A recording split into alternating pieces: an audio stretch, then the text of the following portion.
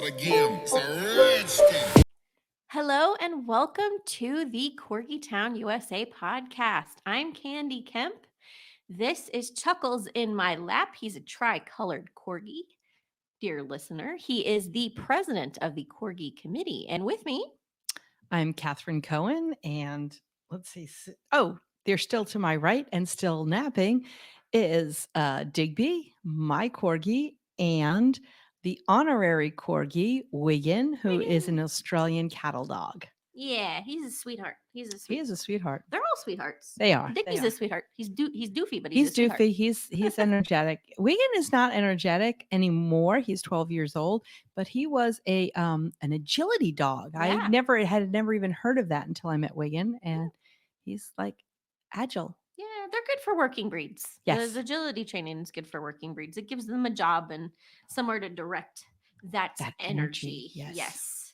So here in just a moment, we're going to be talking to Sabrina from Pet Sitter Pro. Yes. And so as we are building Corgi Town USA, we're in the midst of building our resort for pets and their people. I wanted to delve into the subject for our loyal listener, loyal viewer, about what to do in the meantime if you are not in a place where you have many boarding facility options, and talk about pet sitting, hiring the right pet sitter. That's so important. It is so important. And if you're like me, I'm the smotherer paw rent. I want to find someone who is going to watch my dogs as closely as I watch them. So I can be sort of a problem client because I'm very needy. I want pictures, I want communication, Yep. I want all that. Can I see them breathing? Is everyone eating enough? Did they go out and do their business? I want someone who's going to pay very close attention. So we were lucky enough to find an expert who is going to kind of talk to us about that, on what to talk about. And I travel quite a bit, as you know, I've Yes. traveled for work, and Booger is my flying corgi. She flies with me on business trips often, and she's quite a little traveler. And then when I drive cross country, I bring everybody. I bring all the corgi All committee. of them. All of them. All of them. Yes, all of them, everyone. And so, but I don't always have that option. Sometimes it's either a very quick trip, or I don't have a place for Booger when I do travel with her, or when I bring Booger, I have to find somebody to stay with everyone else. So that's life, now that we're starting to travel again and there's Yes. movement and we can't always take our beloved pets. It's very important to have someone who does that. So should we bring on our expert? We should bring Sabrina on. Let's She bring is Sabrina on. fabulous and so knowledgeable. I know Sabrina, and just wonderful. Welcome, Sabrina. Hi, and And who's in your lap? this is my foster cat Easton. Hi, He's Easton. very needy. Well, Aw. dear listener, if you're listening and not viewing, is your cat a tuxedo? He's a tuxedo, yeah. Little tuxedo kitty in Sabrina's lap. Very, very cute. Yeah, this Well, wasn't part of the plan, but it's very on brand. Well, I love that we have a visitor. I love that we have someone else to join us. We love God. our furry friends. Okay, come on. Well, tell us, Sabrina, how did you get started pet sitting? I actually got started in rescue. I had been Awesome. volunteering with a rescue group, and some of the volunteers saw how committed I was and how I was there every single week, and they asked if I ever did any pet sitting. And I didn't even know what that was at that time, but I said, sure, why not? And that's how it got started. And then ultimately later I realized that it was a business. And so that's when I Wow. started my business. So these are people in the community that met you through rescue, and then they Yes, would travel and okay. There were other volunteers. And actually my very first client was the sister of one of the volunteers, and she had to travel a lot for work, and she wanted someone to take care of her pets. And so that's how it all started. I kind of just fell into it originally.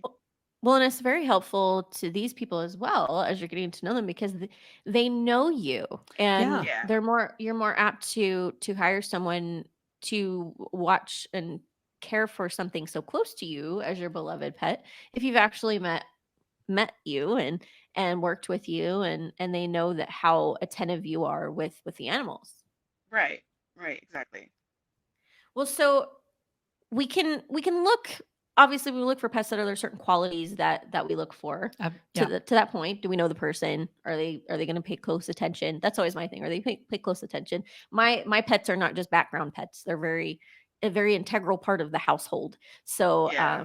I don't have background pets. I have active pets, and we have a whole routine. The corgis run my house. This is Corgi Town, This is true. USA. Corgi, yeah, this is Corgi Town, USA. Corgis run the town. Yeah. So, but please tell us what, when it comes to pet sitting, what would you say makes your particular brand unique? Well, it's kind of what you were just touching on.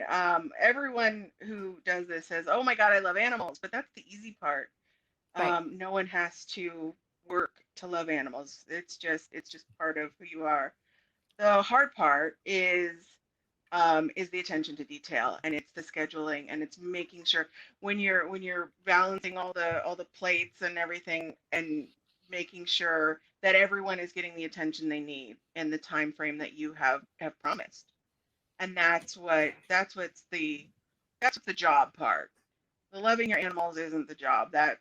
That's what I do for free, but it's all the rest of it, and making sure that everything's being done the way it needs to be done, and that the client is receiving the communication that they want. And like you said, that you're someone who wants more communication. Other people don't want so much, so it's finding that and communicating and understanding what they want.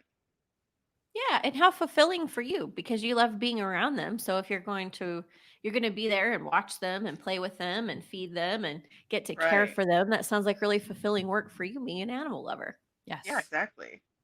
Yeah, and I guess that's true. It makes sense to me. And there's sometimes that you can't be available if you're traveling overseas. For instance, it's going to be harder to get a hold of that person.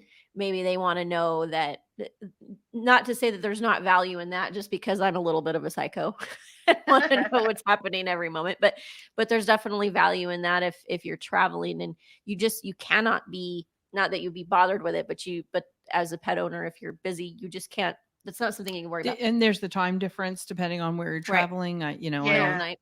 And that's one of the questions that I ask as well, is where they're going to be, so that I mean, certainly over the last year no one's been doing any international travel, Right. but knowing where they are. So if you're in New York, and if I want to text you at 7 here, it's like, okay, maybe not. That's not maybe a great idea. 7 in the evening. right. Yeah, Yeah. that's 10 o'clock in New York, and who knows Yeah, when exactly. everything opens up there. But you never know. And Yeah. that communication is part of that, part of what you do. The Yeah, communication with definitely. with the parent. Definitely. And like you So were saying with the communication, there's a difference between a first time client, and we're both getting to know each other, and they're trying to decide, did I make the right choice and everything, versus once you have that relationship, sometimes quite as much communication isn't as necessary, because they know that I'm going to keep everything going, and if there's any concern whatsoever, they will absolutely hear from me. And in the in between times, I can send them cute updates, and if they don't hear from me, they can always check in, but they know that if anything's wrong, I will reach out. So if they're not hearing from me, it means everything's great. you have a standard. Yeah, Yeah. absolutely. And Yeah. people get to know that. Standards. Oh, listen to that alliteration. Standard Sabrina service. Standard Sabrina service. You're welcome. No, I'm just kidding. So what do you recommend, or I guess I want to say, when do you recommend a boarding facility to someone asking you as opposed to a pet sitter? So I have a conversation with every person, and that's why I don't, sometimes people will text or they'll email and they want to set up a meet and greet right away. But I need to have a conversation with you. I need to know what it is you're looking for, and if what I do is the right fit for you. So if someone were to call and they said, I really need you to take my dog to the dog park twice a day, and he needs just all this activity, then I would probably ask, okay, how does your dog do with other dogs? And if they say, oh my God, he loves other dogs, then I would probably suggest like a daycare type environment, so that your dog can have that activity that he needs. Because sitting at home all day, even with and my insurance won't let me take your dog to the dog park. It's not, if your dog is off leash, then my insurance is null and void. So I don't do it. And it's not, it's not a risk that I want to take with someone else's pet. I'll let my own dog Oh, off leash, but yours, go ahead. and there are other options other than the dog park as well. Sometimes just taking them for a walk Right. in a park on the leash, But or if a dog having is a play super, date with one they're familiar with. Yeah, yeah. But if a dog is super high energy, then it's not necessarily, a walk by itself is not necessarily gonna cut it. So sure. if they need a lot of stimulation like that, Having then corgis, we perhaps wouldn't know anything I'm Yeah. sure about you that. High energy what? Yeah. wouldn't. What's that? Well, I don't know. Mortimer. Mortimer's pretty chill. My 13-week-old puppy. He's pretty chill. For the next what, 12 minutes? Yeah. No, he is. He's Really I overall? mean, yeah, I have seniors as well, and Mortimer is just as chill as the seniors. Oh, My he's an first old corgi, soul. yeah, my first corgi was like that. He reminds me a lot of my first corgi in a lot of ways. Yes, he does. Mortimer's very much like Lilo in many ways. But he's also very easy. He's an easy puppy. He's going through his T-Rex stage, so he's everything chomp chomp chomp because he's teething. But other than that, like he's just no, don't do that. And he's like, okay. Like, how do you listen to me? These others don't. Chuckles doesn't listen to me. Chuckles like, that's cute, mom. I like that you don't want me to do that. I'm going to do it anyway. But Yeah, well, that's the Mortimer's, corgi attitude, general. oh, for It sure. is. But Mortimer's he's very sensitive. He's very dramatic, but he's very sensitive. So he doesn't want you to be displeased with him. So no, he's like, oh, okay, I'm not going to do that then. Yeah. he's, yeah, Yeah. he's a different little dude. But yeah, I, sorry to segue on my puppy. No. yeah. I'd like to come back around with I had no idea that you can't bring as a pet sitter your insurance, which your pet sitter should have bonded Mhm. and insured. Yep. But as a pet sitter, you can't bring the dog to the dog park. And I think people might not know that when they're going for a cut rate, Some people, a I cut. mean, some people would still do it, and that's the risk that they take. But my Right. insurance specifically, you have to have the animals within your care, custody, and control, and having them off leash anywhere outside of their own yard or, like a fenced in area where there's not other stuff going on is outside of your care, custody, and control. And that makes you, if anything happens to it, your insurance isn't going to cover it. And I'm a Well, very, very cautious person, so I'm going to avoid the risk as much as possible. sure. Well, that's important information to have. So I'm so glad that you pay attention to that you know those clauses and you know those bylaws, Yeah. and that's all those are very important And things. because I would think, if I had hired a pet sitter and, I've got my pet sitter and if I'd hired somebody and they went, oh, and I'll bring your dog to the dog park. And I'd be like, oh, well, that's fabulous. Not Yeah. knowing that that's not fabulous. Yeah, but So, I wouldn't, because if I'm not, even if I think that someone does a good job, I don't want them somewhere at a dog park because there are so many variables you can't control being an individual, and I'm not there to see it and happen. So, Yeah, again, dog parks are mother, tricky, kind of, they are. no matter the situation, because some Yeah, people who shouldn't be bringing their dog to the dog park have their dog at the dog park, absolutely. and you never know what day it's gonna be, what you're gonna find when you're there. yeah, you don't have the regulations that you do at like doggy daycare and things where there's a hired staff to pay attention, and Right. everyone has to be vaccinated and all those things. When you And go to dog temperament parks. tested, True. to Yeah, make sure all that very they're all, valid points. yeah, definitely. Well, what do you offer your home to others? Do you stay in other people's homes? Does it just depend on the tier of service? Tell us a little bit more about your offerings there. I get a lot of calls for people who say, "Oh, I'm looking for an in-home pet sitter," and that's one of the lingo things that one thing I can offer is, if what you're looking for is to take your dog to someone else's house, then that's boarding, and that can be in-home boarding, and it can be very personal. And some people do offer one-on-one boarding, meaning they would only have one dog at a time. But what I offer is pet sitting, and that is in your home. So I only go to the client's home, and I only have fosters and my own pets here. Yeah. So and there's tremendous value in that. The pet is in their own comfortable home Absolutely. environment. So Right. it's less change for the pet to deal with, because if the pet's already dealing with a little bit of change with their owner not being home, not being there with them, Sad. and having someone else, someone different, someone slightly new, even if they've only met you once, you don't have that familiarity that they do with their Right. parent.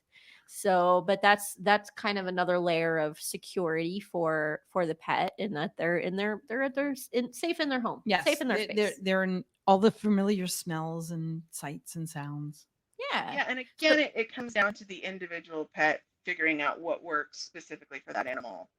But yeah, a lot of animals, and specifically, since we're talking about rescue, specifically dogs who have been through the shelter, I've always recommended that they find a pet sitter or some sort of, if they want to do boarding, maybe in-home boarding or like a quiet situation versus a traditional chain link sort of boarding, which is going to appear to them like the shelter again. being back. Yeah, Right. for sure. Yeah. I mean, essentially, they've got a little. Many of the shelter pets probably have some layer of PTSD. PTSD. Yeah. I'm Yeah. sure. So for them to be able to be in an environment that does feel safe and quiet, and not like where they came from. That's Yeah. it. That's a Right. good point. I'm glad you brought that up. Right. So that since you specialize in in-home pet sitting and Mhm. you go to your clients' homes and stay with their pets, do you travel? Do you have a service area, and do you have time limits on how long you stay somewhere? Because if you have your own fosters and your own pets, I imagine that you have to kind of manage that a little bit as well. Yeah. The average service is 30 minutes. And because of that, I am constantly traveling. So I do stick to Gilbert, and I do most of Gilbert and a little pocket of Chandler and a small piece of Queen Creek. So, and Okay. Wow. even staying there last year, even with COVID and having my business really not not doing much, I still managed to travel 18,000 miles. So that's why keeping Wow. a close service area is really important. Okay, so this is for our listener viewer. Those Mhm. cities Sabrina is talking about are suburbs of the Phoenix East Valley.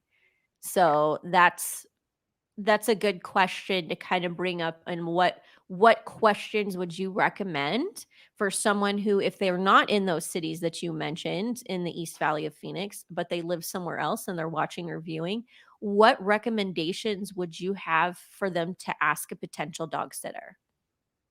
So, you should always ask, like you mentioned before, if you are insured and bonded. That's the first thing. I would also ask if they do this for a living or if it's a hobby.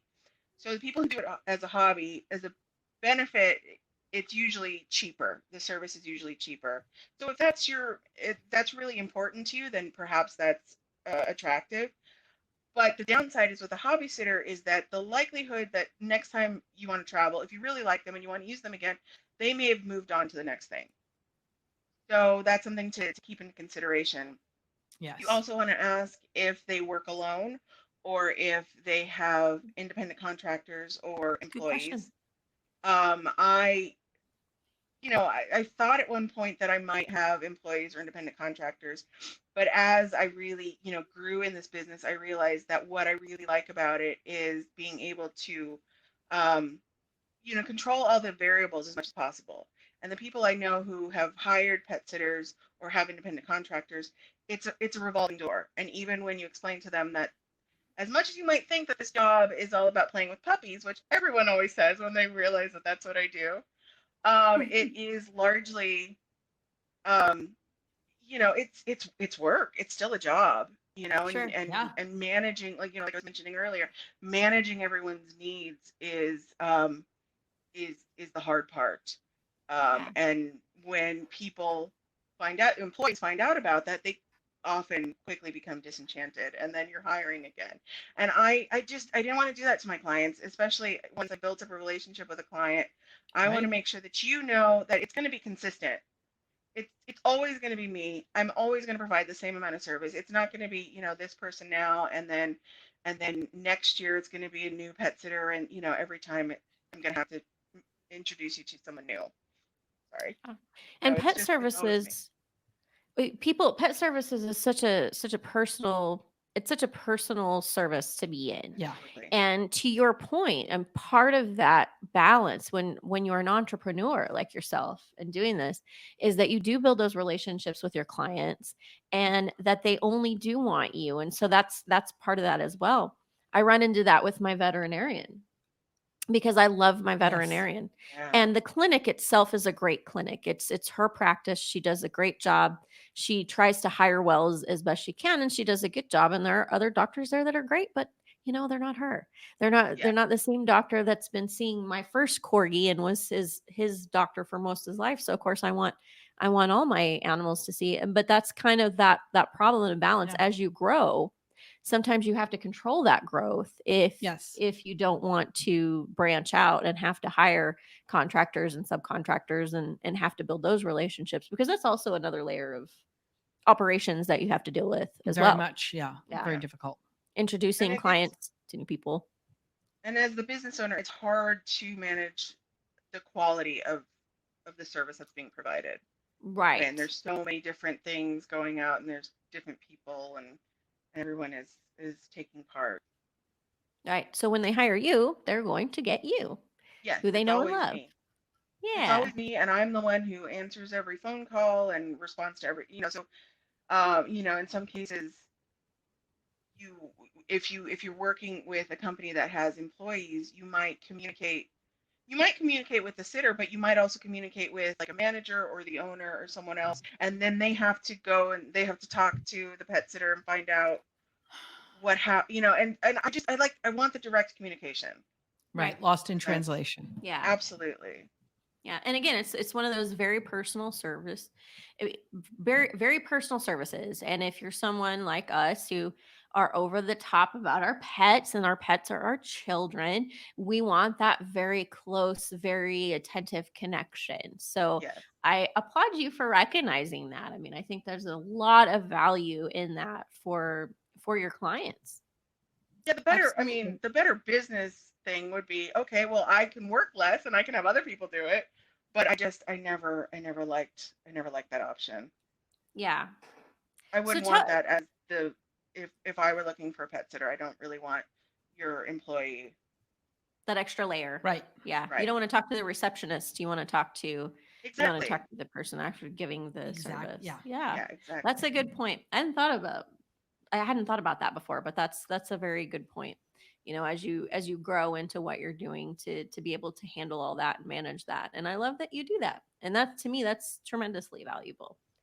And we are very pro rescue here at Corgi Town, USA. We are. So I love that you have rescues and fosters. So are all the pets that you have now, are they fosters, or do you have some permanent rescues at home with you? I have a dog and a cat that are mine, and then Okay.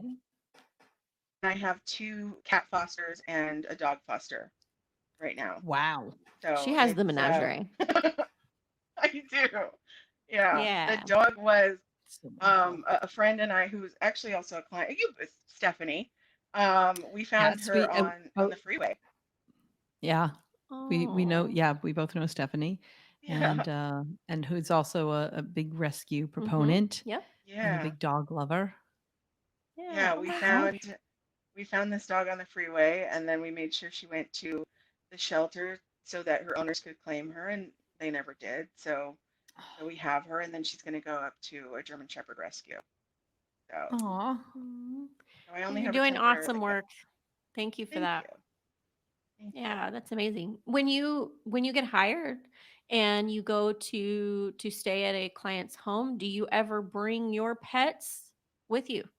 I've had some clients who've offered, and mostly no. It would be pretty counterproductive if I had to hire a pet sitter and pay as much to them as I would be making. Right? Yeah. Um, so so I knew when I adopted a dog, I part of the reason I moved to Arizona is because I wanted to be able to own a house and therefore be able to have a pit bull, and that's my breed. Yeah. And so, but I waited until I found just the right dog because I knew he was going to have to fit into my crazy hectic lifestyle, and he's pretty Sure. chill.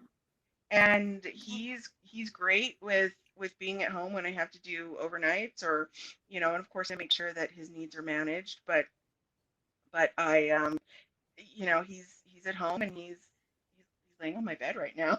Aw. What's his name? His name is Eli. Did you give him that name or was I that the did. shelter name? His shelter name was Eli. Angus McGee. So I knew that was going to be Angus changed. Yeah, That's funny. that's a lot of syllables. Yeah. Yeah. Although And then you have to say it with a Scottish accent too. You can't just say Exactly. Angus McGee. You've got to get the Scottish accent in there, I think. humorous. No, I can't. I can't. Yeah, I can't either. Yeah, I'm not no, even gonna you'll get try a that. lot of hate mail if I try to do Oh my that. goodness. I don't know. I like a lot of syllables. I have Mortimer Barnabas and Yes, you Chuckles do. Morrison and and usually if I call them it's Mortimer Barnabas and Chuckles Morrison. Sometimes it's Chucky or Morty, but a lot of times it's the full name or they're many nicknames. Yes, they have a lot of Yeah, of nicknames. course. How these dogs are not confused is beyond me.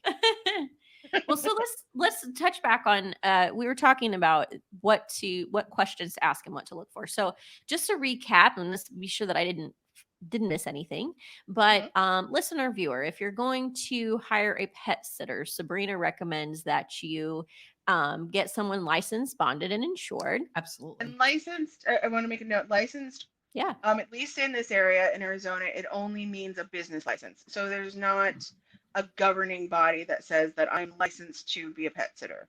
So Okay, so that's just so state you're aware. specific. In my area, it's the town. So the town of Okay. Gilbert issues a license. But Okay. yeah, Okay. but ask that question and ask if if they're licensed to be in business. Okay. Yeah, that's great. And then also obviously so that someone's attentive. So to your point, you're talking about how you're very communicative and that you would recommend that someone ask those types of questions. And um I- just like anything, right? You want to try to get some references and reviews and things like that you want to check. Yeah, That it's not. and Yeah. we're all so digital these days, and so it's been so long since anyone has called any of my references.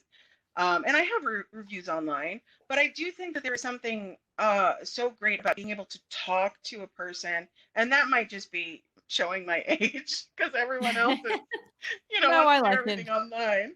But I like being Right. able to talk to a person. If you talk to someone, if you're interviewing a pet sitter, and you can talk to their clients and say, okay, but then what happened here or whatever, and you can ask your questions directly to someone who knows. Yeah. So I think Important. that's a great thing. Yeah, Yep. ask for references that you can speak with. Yeah, and get a feel for the personality of that person too, because as a pet owner, you know your pet best. So you're going to know if they're going to um if some pets are more choosy with people.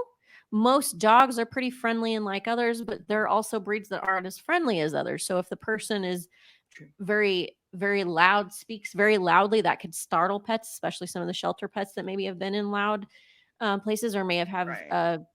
a history of abuse or being in loud environments are not good for them. Or maybe they're a pet that has a very short attention span and needs someone who is very loud and commanding to actually Yes. actually get them to keep them safe. I mean, that's to me, that's part of the thing with the high energy breeds is they're just it's not so much problematic. Yes, that there is the patience factor, but it's trying to keep them safe is the biggest thing because if they don't Right. pay Exactly. attention to you, it's harder to train some of the kind of what's the word I'm looking for? Not mayday, but the very important commands of here, now, drop it, things that could Right. try to Right. keep them safe from potential dangers. And sometimes the personality would come into that if they're Yeah, watching the pet and regularly. occasionally, sometimes there just is a personality clash, and that's okay too. And always just, follow your instincts. If you reach out to someone and they take 2 days to get back to you, for me, that would be a big red flag.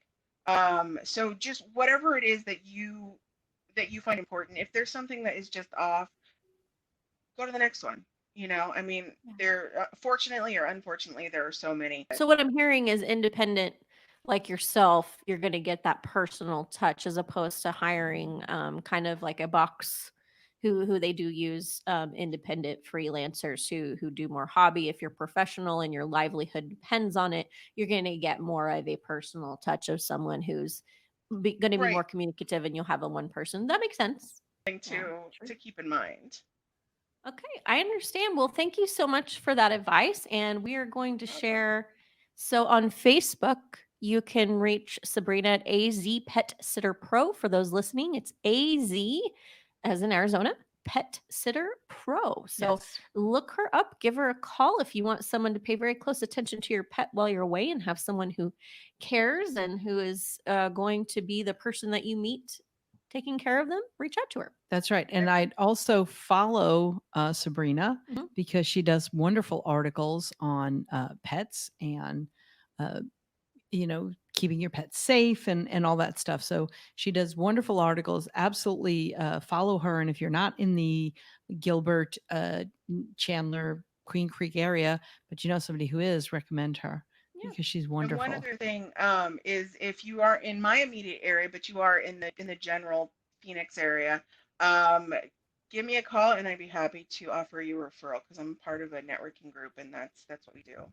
That's wonderful. Perfect. Thank you. Well, thank you so much, Sabrina. We No appreciate problem. your Thank you for having expertise me. and yeah, and spending time to go over that for us. And please give your little fur babies some snuggles. I Yes. Some will. funny for us. All right. Have a great rest of your day. Thank you. You too. Thanks. Well, she brought up a lot of points that I hadn't thought of before. Yeah. Yeah. And you're a helicopter mom. Yeah, I know. So if you're teaching me something when I'm paying that close attention, there's something to be said about That's that. right. But that's someone I would hire, someone that's very, very attentive, very communicative, that will be patient with my obsessive. What are they doing? Are they sleeping? How many times did they go to the restroom today? How many times did you let them out? Did anyone come to the door? Did they bark? Are they behaving? Are they listening to you? As someone who would kind of go through that gambit of questions with Yes. me, that's the person you want to hire. So, this has been fun. We hope that you enjoyed this broadcast. If you do, please like and subscribe.